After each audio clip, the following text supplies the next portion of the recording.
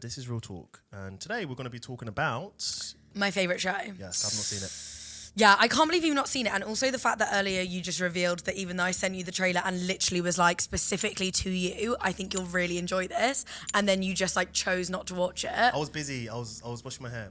Shut up, Med.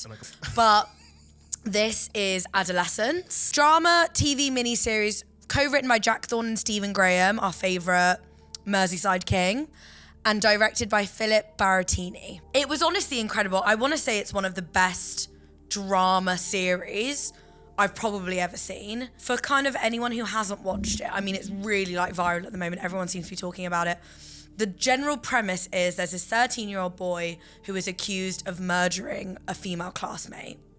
Can I just say something? Of course. I've heard he's never acted before.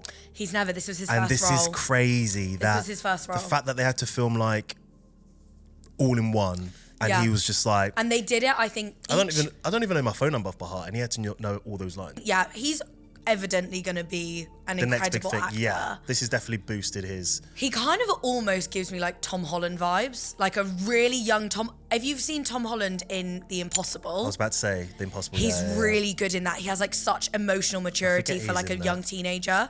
So in the first episode, we see CCTV footage of Jamie very violently stabbing this young girl to death. Young girl? Yeah. So he stabs a girl to death. Second episode is primarily just at the school and learning more about the kids and how they're interacting with social media.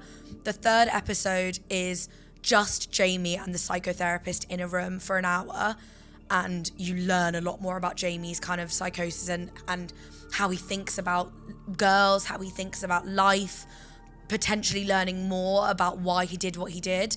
And then the final episode is kind of your last look at the family and how they've dealt, and it's a year on after the initial charge. That's good. And you're kind of looking at the fallout from that and how they're dealing with what happened to Jamie. It's honestly incredible. The acting is incredible. The storyline's incredible. I think why obviously it's resonating with so many people is because of the messaging, which is all about this idea of very young boys becoming radicalized from online content and the way that that can then trigger real world violence. Let me guess.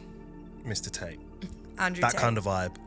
Something that they talk about a little bit. If They don't go into, I think something that they actually did speak about, the kind of creators behind the show, is that they didn't want it to be all about Andrew Tate because, quite rightly, Andrew Tate is not what young kids are watching. Like, well, that's the thing.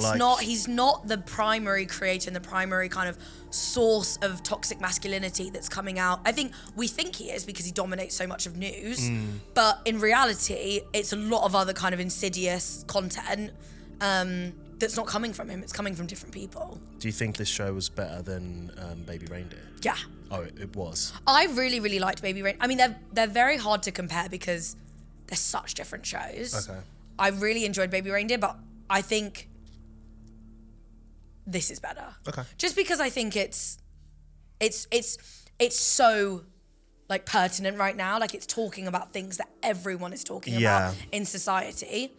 And obviously Baby Reindeer touches on a lot of really like big social messages, but this one just like really hit home because I think it involves anything that involves children and the way that children are being affected by things and how that then impacts their lives is just very kind of gut-wrenching. Yeah. So they talk a lot in the show about different emojis that are like being shared online between these like these young teenagers and what they mean. So I'm going to read out different ones and I want you to tell me what you think they mean. By the way, I did not know most of this. Okay. So like this isn't me being like, I knew all of this, why don't you know this, millennial? No, okay. Like this, I genuinely didn't know a lot of this. So there's 4 symbols that mean one thing.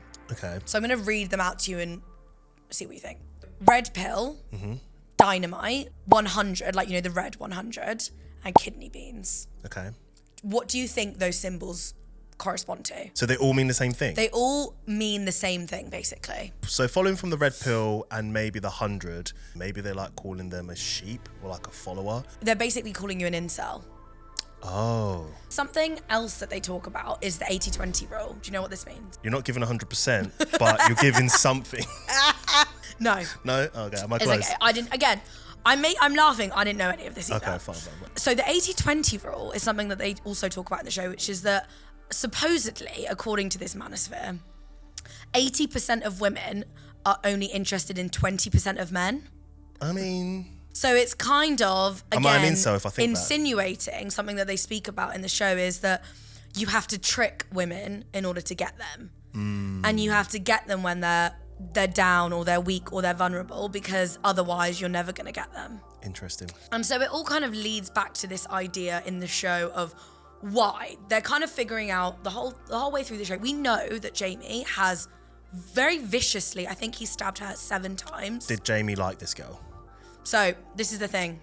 This is kind of what you learn throughout the series, is you get a greater understanding of what his relationship was like with Katie. Did they know each other? Because I'm pretty sure she was 2 years older than him. And there was a section where apparently Katie had shared a picture with another boy in the school. That boy had then sent that photo on to lots of other boys in the rest of the school, shared it around. And she was obviously humiliated, feeling really down. And Jamie kind of speaks at some point that he felt like that was a good time to go and attempt to ask her out. Okay. Because she was feeling down, she might have needed some support. His kind of reasoning, it's kind of interesting because he's very honest about the fact that one of the reasons why he went over to her house to ask her out is because she was like vulnerable, basically. Yeah. Take advantage of her. And that he thought she was more gettable because of the situation that she was in. She then, I think, probably quite maybe viciously turns him down and is like, I'm not that desperate or something like that. And from there, the kind of online back and forth goes where she starts to leave certain emojis under his photos that infer that he's an incel. So she cyberbullied him. A little bit, yeah. Okay. So then we're kind of at this crossroads of like, how does that turn from an online confrontation, some form of like back and forth, to him and her basically meeting up in a car park and him stabbing her 7 times? What I want to ask is, how did the parents find this? Like, obviously, as a parent, you're looking at your kid and they're your angel. It's horrible to watch because in the whole first, basically the first 30 to 40 minutes of episode 1, they are obviously, as you would be as parents, completely like, he's innocent, he didn't do anything. So to the parents in the first episode, he keeps on just saying, I haven't done anything wrong. That's what he keeps kind of, when the police break into the house to arrest him, when they're in the interview room, because his dad sits in on the interview with the detectives, and he kind of just keeps on repeating, I haven't done anything wrong, I haven't done anything wrong. And then there's this one really, really sad moment where they're in the room together and the dad basically says to him, look, whether you did it or you didn't, kind of like, I'll love you no matter what, insinuating. And he says, just tell me. And the kid goes, I didn't do it. And then the detectives come back in and they have this extremely clear CCTV footage and his dad watches the footage. Is it graphic? Or do they not show you like this? I mean, you can see that he's stabbing her, but obviously they don't show you close-ups. And you just have to watch him and his dad sit there and watch it. And his dad's just like... I mean, Stephen Graham is obviously an incredible actor, but like... Oh, Stephen Graham's dad? Yeah, Stephen Graham's the dad. Okay, fine. And then everyone leaves the room, the detectives and the lawyer leaves the room, and it's the dad and the son again. And he's just like, and there's this one bit where they're both crying, and the little boy, Jamie, he goes to be like, Dad, and he goes to like touch his dad, and he like flinches away a bit to be like, what have you done? Like, who are you? Yeah. Like, this is my little boy. And I've just watched footage of him brutally stabbing a girl to death. Him saying that he hasn't done anything wrong, he clearly thinks he hasn't done anything wrong. He 100%. Like he thinks that he's either defended himself or done whatever, but he clearly thinks he's done nothing wrong in a way that is a malicious thing. And that is it's not clicking in his head. No, it's not at all. And like, I mean, it's kind of scary to think that it's really scary. He saw red and he just went for it. I think my main takeaway from the show is that there needs to be greater emotional intelligence and literacy taught to young men. Young boys need to know that their feelings matter and that being vulnerable is both important and necessary for growth and for understanding of who you are. I think there's, irrespective of how far we think we've come we're still nowhere close to letting young boys be who they want to be and it not needing to fit into certain gender binaries. Like, that's evident. Okay, so you love the show. Out of 10, what are you giving the show? 10. 10, solid. I'd give it 10. Best thing you've seen this year? It was really good. Okay, so I need to go and watch it. You need to go and watch it. If you like the show, like, comment, subscribe if you want, please. Bye. Ciao.